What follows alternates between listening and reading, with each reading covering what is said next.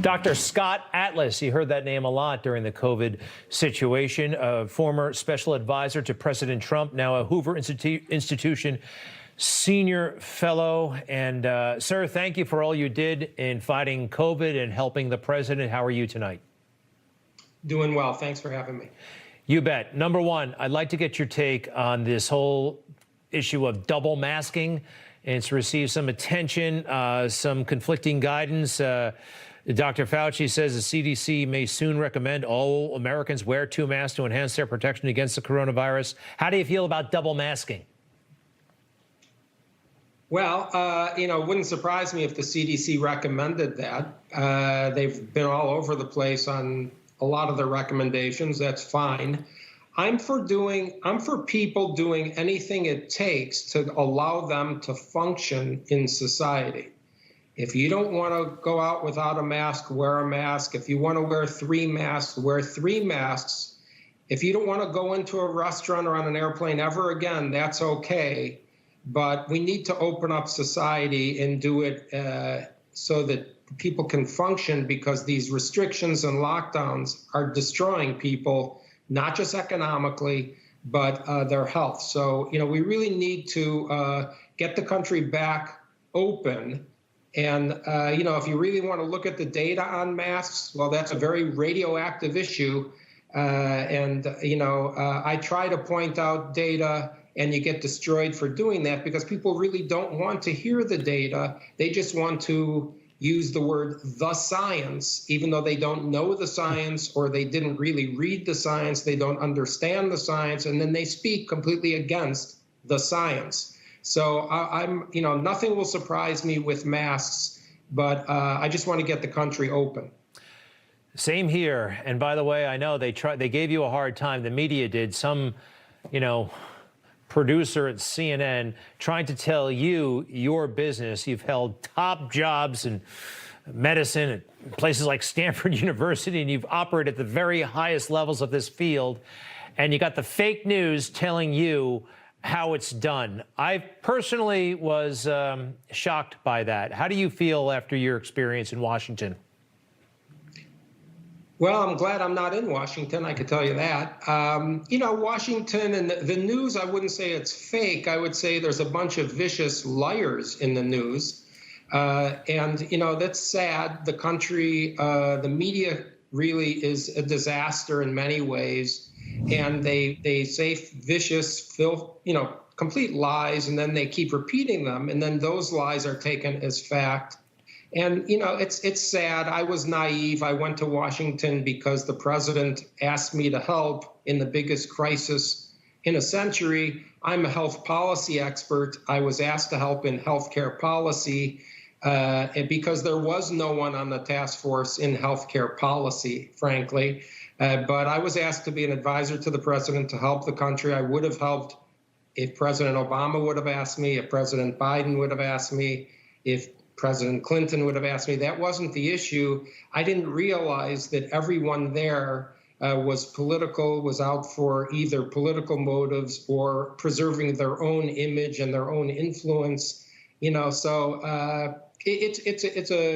a despicable kind of place, but I think we all know that. It's very sad. If I would have known that, I'm not sure what I would have done when I was asked. I'm sorry you had that experience. It doesn't surprise me. I've heard that from a lot of people who tried to do the right thing by the country in federal service. And wow, it can set people a step back. But I think you did a lot of good there. And to hear you talk like that, well, I'm sorry you had to go through that. Dr. Birx, I'm neutral on her, but she went on a Sunday show a little while back to set the record straight. She was apparently frustrated that the president was receiving multiple streams of information. I want to play this for you. It took a while after I arrived in the White House to remove all of the ancillary data that was coming in. I mean, there was parallel data streams coming into the White House that were not transparently utilized. And to this day, until the day I left, I'm convinced there were parallel data streams because disinformation. I saw the president presenting graphs that I never made.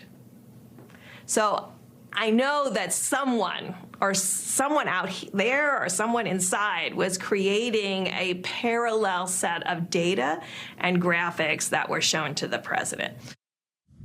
To me, Dr. Atlas, Dr. Birx is speaking not like a doctor, but more like a bureaucrat. I mean, who cares if the president is getting more information? I think the more the better. Your reaction to what you just heard? Well, I was stunned when I heard that, because anyone who's offended that the president of the United States is receiving information from advisors other than one single person, anyone who's offended by that has a serious problem understanding her role. This is sort of stunning to me, that people should be personally threatened because other people are providing information. The president takes advice and took advice. I saw it myself from people inside the task force, outside the task force, inside the White House, inside other parts of the administration, as well as some of the world's best epidemiologists and medical scientists who had nothing to do with being in the administration. They came into the Oval Office. Thank God he took advice from multiple different sources instead of just one. And, I think it would be frightening if the president rejected or never saw information from multiple sources. The American people should be thrilled that he got information from other sources. And anyone who's personally threatened by that has really ought to look in the mirror and re-examining her role there. Secondly, I think what was important about that interview was it was really outrageous to imply or say that I ever fed the President of the United States false, misleading, or non-scientific information. That is an outrageous, vicious lie. And apparently someone was so threatened that she thought the best way to make herself look good is to try to tear other people down. Where I come from at Hoover Institution, you walk into a room, there's a lot of smart people with a lot of knowledge. You better know what you're talking about. The way to win the case is to know more, to read more, to understand what's going on, not to tear other people down. Dr. Scott Atlas, thank you for your contributions to the country. Thank you for coming on Newsmax. We'd love to have you back soon. Okay. All the best. Many thanks indeed. Thank you for having me. You bet. Dr. Scott Atlas, former special advisor to President Trump. You can find him at the Hoover Institution. We'll be right back.